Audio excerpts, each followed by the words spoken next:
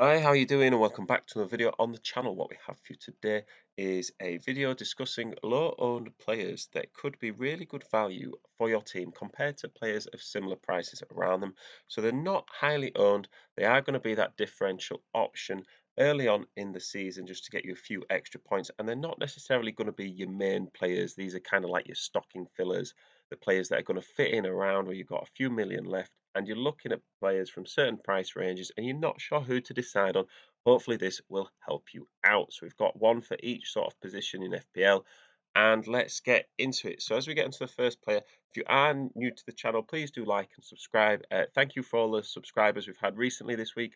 It's greatly appreciated, and hopefully we can continue that before the start of the season. So the goalkeeper we're going to go for today is Flecken from Brentford.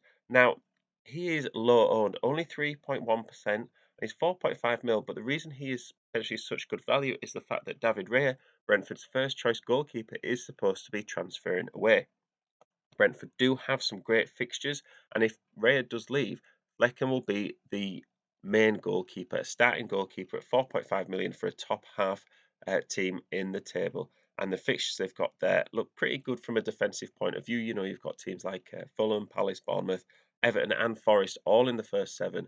So I think he's a great option, at least to keep your eye on, but also maybe if you've got that extra point 0.5 million for your bench goalkeeper, maybe he's worth getting in and just waiting and seeing because there's a chance that Raya maybe moves, or there's even a chance if Raya doesn't move, he could be first choice anyway. Next player we've got in defence, and it's Luca Digne. Now, remember when this guy was getting loads of goals and assists a few seasons ago for Everton? Well, it's the same player. He's just been injured last couple of years. But the thing that makes him so good value is that he's the same price as the Aston Villa centre backs, but there are a lot of centre backs. And there's good competition for that place. Now they've got Pau Torres and Diego Carlos coming back from injury to fit in with Concert and Tyrone Mings.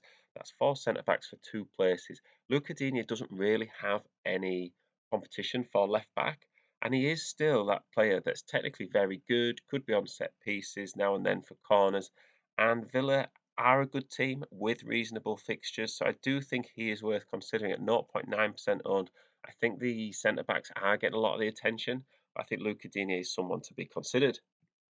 Moving into the midfield, and we've gone with Dwight McNeil, 0.8% owned. 5.5 million is a pretty good price point. He did end up with 7 goals and 5 assists last season, and he's someone that worked with Sean Dyche at Burnley. A lot of those goals and assists came later on into the season when he was more of the focal point of the Everton attack.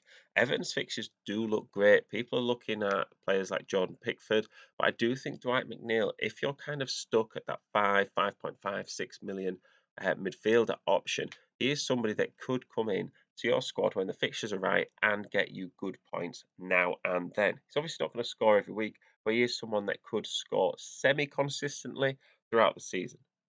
Our final player we've got today is Vinicius from Fulham. Now, he is 4.2% owned, our highest owned player of today, but all the players are still under 5%. He's in here because Alexander Mitrovic, like David Raya, is supposed to be wanting away from Fulham. And really, Mitrovic seems like the kind of player that if he wants out, he's probably going to get out. Now, there's a bit short notice, really, if Mitrovic is going to leave from this point onwards for Fulham to get in a replacement striker, which will mean that Vinicius is the starting forward. At 5 million, that is a really good price, and Fulham's fixtures are pretty good as well. You would like to think they can score, against Luton and Palace, maybe Everton, Brentford, possibly. Arsenal, Man City are tough, but like we said, this isn't going to be your starting striker. This is going to be your bench player that you think in the right fixtures, he can come in and get you points. So let me know what you think about the players. Are there any low-owned players that you think I've absolutely missed, or any of these players where you think there's just absolutely no chance of them getting any points at all? Let me know in the comments. Thank you very much for listening. Please do like and subscribe if you are new, and I will see you in the next one.